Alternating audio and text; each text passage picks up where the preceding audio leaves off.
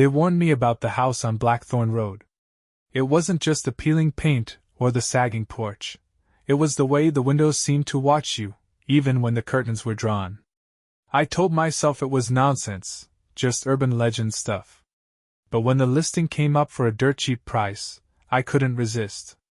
As a freelance photographer always chasing inspiration, I thought, what better muse than a decrepit, spooky house? Moving in was easy. Too easy. It didn't take long for me to notice the stillness. No birdsong, no rustling trees, just the low hum of my own breath. The house felt alive in its quiet. The first night passed uneventfully. I chalked up the cold drafts and faint creaks to the building's age. But by the second night, I started hearing them, whispers so faint they could have been the wind. Except they weren't. They carried a rhythm, like murmured conversations just out of earshot. When I went to investigate, I found nothing. The whisper stopped as soon as I stepped into the room. I laughed it off, mumbling, "This is what I get for buying a creepy house." But the laughter died the next morning when I saw the marks. They were faint at first, like scratches in the dust on the walls. But as the days went on, they deepened, forming words. Leave. Not safe. Before it comes. Every morning, they were in a new room. I scrubbed them off, but they came back stronger, etched deep into the wood like warnings from a desperate hand. On the fifth night, I heard footsteps. They started in the attic. Heavy, deliberate. I froze in bed, clutching the sheets like a lifeline. Then, the steps descended, slow and steady, pausing just outside my door. I lay there, paralyzed, my breath shallow and silent. The knob rattled once, twice, before falling still. Morning came with sunlight that felt out of place, its warmth mocking the cold dread that had settled in my bones. I packed a bag, swearing I'd leave, but something stopped me. It wasn't fear, it was curiosity. Something wanted me out, sure, but I wanted to know why. So I stayed. On the seventh night, I went to the attic. It was colder than I expected, colder than it had any right to be. My flashlight beam trembled as I swept it across the room, landing on a small door I'd somehow never noticed before. It was low, almost child-sized, with rusted hinges and a faint glow seeping through its edges. Against every instinct, I opened it. The air inside was wrong, thick, suffocating, as if the room itself was holding its breath. In the center sat a mirror, its surface rippling like water despite the stillness. As I stepped closer, the whispers returned, louder now, forming words I could almost understand. My reflection stared back at me, but it wasn't quite right. Its eyes were darker, emptier, and it smiled, a slow, sinister grin that didn't belong to me. Then it spoke. "Do you know why the house was empty?" I shook my head, unable to move, unable to look away. "Because I was waiting," it said, stepping forward. My reflection, no longer confined to the mirror, leaned out into the room. I ran. God help me, I ran.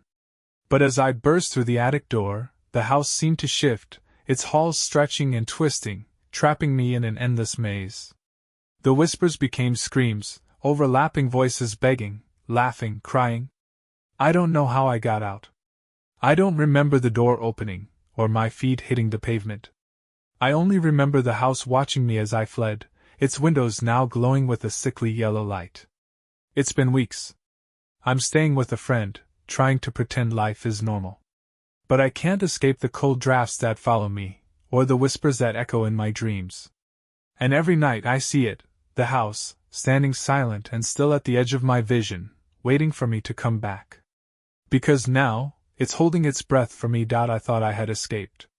For weeks, I tried to rebuild a semblance of normalcy. I stayed in a friend's guest room, kept the lights on at night, and drowned myself in mundane routines. But the house, it didn't let go. It started subtly. My phone alarm would glitch, playing static instead of music.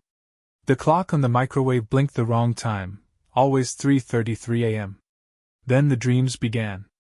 I was back in the attic, standing before the mirror. My reflection would whisper, "It's time to come home." The worst part? I'd wake up with dirt under my fingernails and the scent of mildew clinging to my skin. I told myself I was losing it. Lack of sleep. Anxiety. But then my friend noticed it too. One morning he asked, "Hey, do you hear scratching at night? It's coming from your room." I laughed it off, but I could see it in his eyes. He wasn't joking. That night, I stayed awake, determined to prove nothing was wrong. Around midnight the scratching started. It wasn't soft, tentative like a mouse. It was deliberate, angry, and it came from the inside of the closet. Heart pounding, I inched toward the door, phone flashlight trembling in my hand. I yanked it open, and found nothing. Just empty hangers swaying as if something had been there moments before. That was when I saw it, faint, scrawled on the back wall, in what looked like ash. "Why did you leave?" By the second week, my friend told me I needed to leave. His reasoning was vague, but his eyes betrayed the fear he wouldn't speak. "You're not yourself anymore," he said, avoiding my gaze. "I think it's better if you go." He didn't have to say it twice. I booked a cheap motel on the edge of town and tried to figure out my next steps. But that night, as I sat scrolling mindlessly through my phone, I felt it, the air growing heavy. The static crackling on the TV. The unmistakable sound of footsteps outside the door. I froze, staring at the gap beneath the door. A shadow moved past, slow and deliberate, stopping just out of view. Then, with an agonizing creak, the doorknob began to turn. I grabbed the nearest thing, a lamp, and bolted for the bathroom, locking myself inside. The footsteps followed, pacing outside the door. And then I heard it, my own voice, low and mocking. "Why do you keep running, Alex? You know where you belong." I don't know how long I stayed in that bathroom, shaking and clutching the lamp like a lifeline. When I finally opened the door, the room was empty, but it didn't feel safe. My reflection in the mirror looked wrong again, smiling when I wasn't. I knew then that I couldn't run anymore. The house wasn't done with me. It had marked me, claimed me. The only way to end this was to go back. The house on Blackthorn Road hadn't changed. The peeling paint, the sagging porch, it all looked the same, but now there was a weight to it, like the air itself was holding its breath. The front door opened before I touched it, swinging inward with a groan. My steps echoed in the silence as I crossed the threshold. The whispers greeted me, louder now, overlapping and frantic. "Welcome back." The house led me, through twisting halls that hadn't been there before, past doors that opened into voids. It wanted me to find something. To remember. At last, I stood before the attic door. My heart hammered as I reached for the handle. The moment it opened, the cold hit me, and there it was, the mirror, rippling and alive. This time, I didn't hesitate. I stepped closer, staring into its depths. My reflection stared back, its grin wider, sharper. Its lips moved, but the words came from behind me. "You left me here." I turned, and there it was, a figure, pale and thin, its eyes too dark and its smile too wide. It stepped closer, and I stumbled back, toward the mirror. "You shouldn't have opened the door," it whispered, its voice a cacophony of rage and sorrow. "You brought me out, but you left me incomplete. Finish it." Its hand reached out, cold and wet, grabbing my arm. I felt the pull, a force dragging me toward the mirror's surface. I fought, but the more I struggled, the harder it pulled. And then I understood, the house didn't want me to leave because I was part of it now. A fragment of myself had been left behind when I escaped, and it wanted to make me whole again. I don't know how long I've been here. Time doesn't work the same in this place. The mirror is my prison now, its surface a window into the world I can no longer reach. Sometimes I see people in the house, wandering the halls, drawn in by the same curiosity that trapped me. I scream warnings, but they never hear. And when they look into the mirror, all they see is their reflection. Smiling. The mirror shows me things. Not just the house, not just the people who stumble into its grasp, it shows me them. The ones who came before me. Their faces flicker across its surface, pale and distorted, their eyes hollow, their mouths stretched into silent screams. They're trapped here too, pieces of themselves left behind in the attic, in the walls, in the dark corners of this cursed place. And now I'm one of them. At first I fought to keep my sense of self, to remember who I was. I whispered my name to the void, repeated it like a mantra. But the house whispers back, louder, drowning me out. Alex. Alex. Alex. My name doesn't feel like mine anymore. It's just another echo in the cacophony of voices, blending into the screams. Time in this place moves in fits and starts, like a warped clock. I'll blink and find days have passed, or maybe only seconds. My reflection doesn't obey me anymore. It watches, grinning, as I pace the endless space behind the glass. Sometimes it speaks, but the words are twisted, mocking. You thought you could escape? You belong here now. I don't know how long it took me to realize the mirror is more than just a prison. It's a doorway. The glass ripples, shimmering faintly, and beyond it, I can see the house, the real house, the one still anchored in the world I left behind. The first time someone entered the attic after me, I screamed, pounded on the glass, begged them to turn back. They didn't hear me.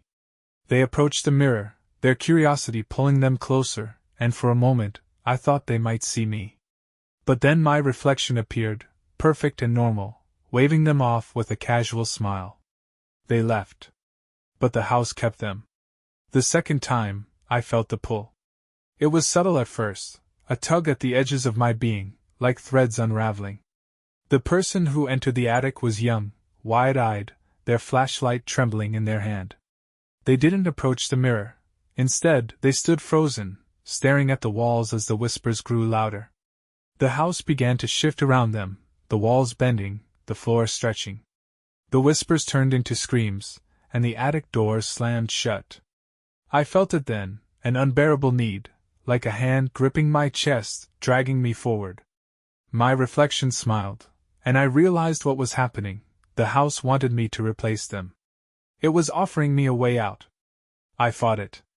God help me, I fought it. But the house doesn't take no for an answer. The next person came weeks later, or maybe hours. I couldn't tell anymore. They were older, weary-looking, their face lined with age and sorrow. They approached the mirror cautiously, as if they could sense something was wrong. My reflection mimicked their movements, its grin fading into a look of concern. And then the pull began again, stronger this time. I felt myself being dragged forward, my body dissolving into the rippling glass. I screamed, clawed at the edges of the mirror, but it was no use. My reflection reached out, its hand breaching the surface, and for a moment, I thought it was helping me. But it wasn't. It grabbed the person's wrist and yanked them forward. They screamed, their voice blending with mine as the mirror swallowed them whole. The glass rippled violently, and when it stilled, I was back in the attic, no longer behind the glass, but standing before it. I looked down at my hands, at my reflection. It smiled back at me, perfectly human.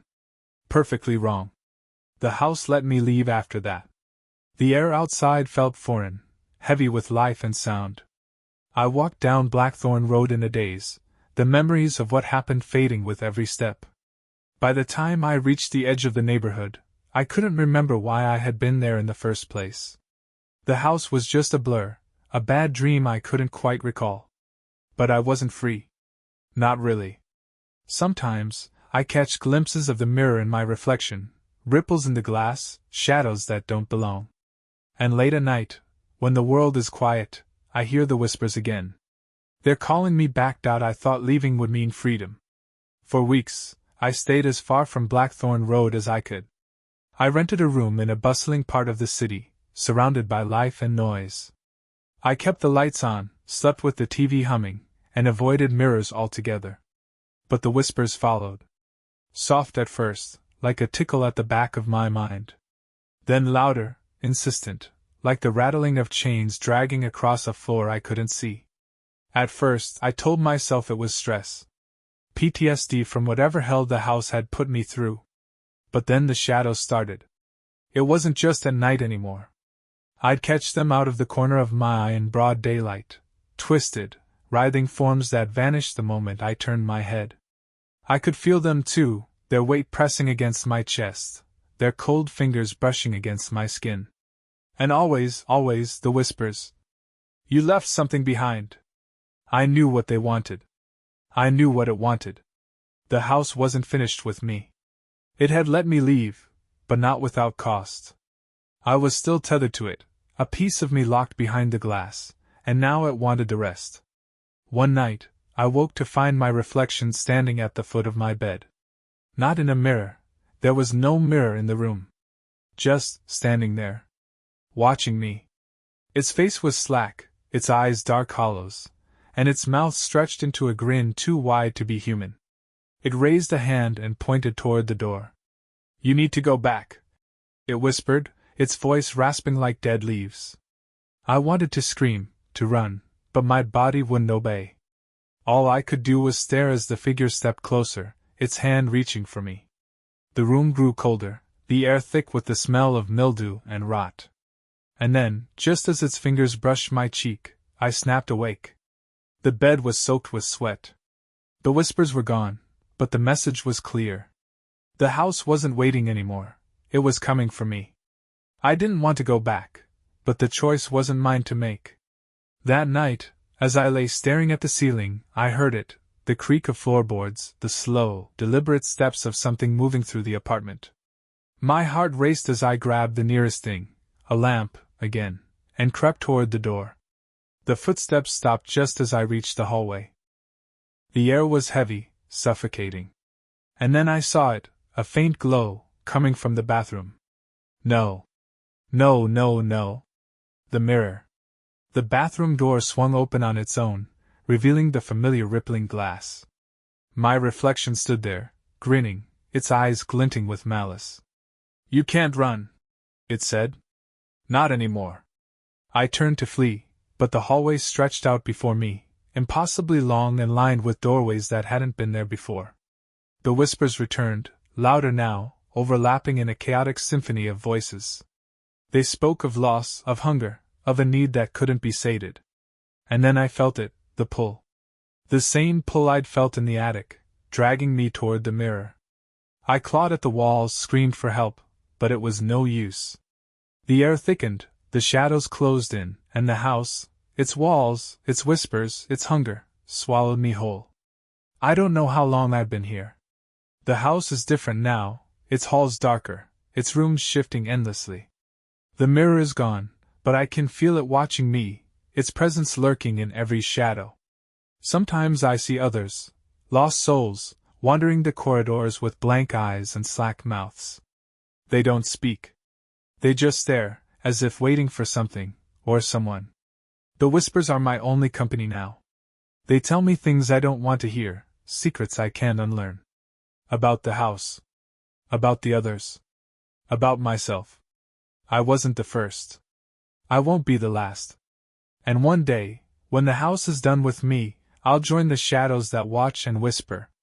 I'll wait in the walls, in the dark corners, for the next poor soul who dares to cross the threshold. Because the house doesn't just hold its breath. It feeds. The house is alive. That's the only way I can describe it. It breathes. It shifts. It remembers. And now I am a part of it, a piece in its endless puzzle of whispers and shadows. But I'm not alone. The others, they're here too. I see them sometimes, moving just beyond the edge of the light, their hollow eyes fixed on me. They used to be people, I think. Just like me. Now they're echoes. And soon I will be too. For weeks, maybe months, I wandered the endless halls. The house twisted itself around me, folding and unfolding like a labyrinth that defied logic. Rooms would appear where walls had been, staircases spiraled into basements that weren't supposed to exist. I tried to map it, scratching marks into the walls, but they always disappeared the moment I turned away. And always the whispers followed. It's time. You belong here. Finish what you started. But finish what? I didn't understand. I didn't want to understand. All I wanted was to escape, but the house wouldn't let me go. It needed me. The attic was waiting for me. I don't know how I found it, I think the house led me there. The air grew colder, heavier, as I climbed the spiraling stairs. My breath came in short gasps, my legs trembling with every step. By the time I reached the top, I could barely stand. The door opened on its own, creaking on rusted hinges. And there it was, the mirror, standing in the center of the room, its surface rippling like water. My reflection stared back at me, grinning that same, impossible grin. "You're late," it said. The pull was stronger this time, an invisible force dragging me toward the mirror. I tried to fight it, but my legs moved on their own, carrying me closer and closer to the glass. The whispers grew deafening, overlapping voices screaming in my ears. "You have to finish. You have to feed it. You have to let go." And then I saw them, the shadows. They poured from the corners of the room, dark, writhing figures with glowing eyes and clawed hands. They surrounded me, their whispers turning to snarls. I tried to run, but the pull dragged me forward, my body breaking apart like sand in the wind. As I reached the mirror, I saw it, the truth. The house wasn't just alive, it was hungry. It needed me to complete the cycle, to take my place among the shadows and feed the darkness that kept it alive. And so I gave in. The moment I touched the glass, it shattered. The shards fell around me like rain, cutting into my skin, and the world dissolved into a blinding white light. When I opened my eyes, I was back in the house, but it was different. The walls were no longer twisting, the air no longer heavy. It was quiet. Still. Empty. I walked through the halls, expecting to see the shadows, the whispers, the impossible rooms. But there was nothing. The house had gone silent, its hunger sated, for now. I reached the front door and found it unlocked. It swung open with a gentle creak, revealing a world that felt brighter, warmer than I remembered. For the first time in what felt like eternity, I stepped outside. It's been a year since I left Blackthorn Road. The house hasn't called me back. The whispers are gone, the shadows a distant memory. But sometimes, in the dead of night, I catch myself staring into mirrors, looking for the faintest ripple, the smallest crack. I tell myself it's over, that the house is done with me. But deep down, I know the truth. The house never really lets go. It's just waiting. And one day, when it's hungry again, it will find me.